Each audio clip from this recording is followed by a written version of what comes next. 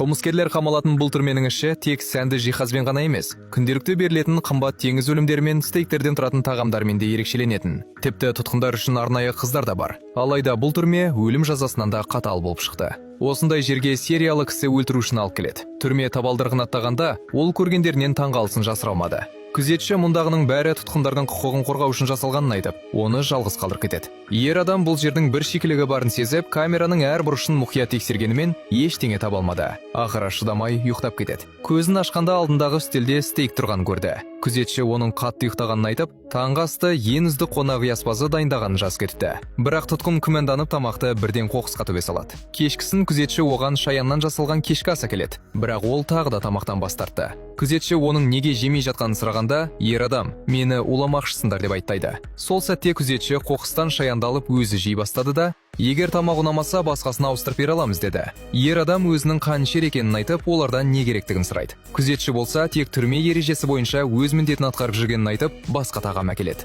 Астың қауіпсіз екеніне көзі жеткен тұтқын дәм тата бастады. Содан бері ол түрмедегі рахат өмірге үйрене бастаған еді. Бірақ бір күні күзетші оның қасына бір әйелді алып келді. Ер адам бірден қауіпті сезініп, әйелдің алқымынан ала түседі. Бақытқа орай дер кезінде жеткен күзетші оны тоқтатып үлгереді. Еркек есін жиғанда төсекке бұғауланған екен. Көзіне жас алған әйел күйеуінен көрген қорлыққа шыдамай, оны абайсызда өлтіріп алғанын, сол үшін осында түскенін айтып берді. Өзі 17 әйелді өлтірсе де, ер адамның жүрегі осы сәтте алғаш рет елжіреп, әйелді аяп кетеді. Содан бері олар етене жақын болып кетті. Бірге теледидар қарап, тіпті әсерлі сәттерде ер адамның өзі де көзіне жас алатын болған. Әйелдің туған күні жақындағанда ол бар ықыласымен сыйлық дайындайды. Сыйлығын алған ол бақыттан балбұл жайнап, ер адамның жүрегі толықтай жібіп, олар нағыз жұпқа айналды. Осы кезде күзетші келіп, әйелдің енді онымен бірге тұратынын айтып, жақсы жаңалық жеткізеді. Олар қуана құшақтасып жатқанда, есіктің арғы жағындағы күзетшінің жүзінде жұмбақ күлкі пайда болады.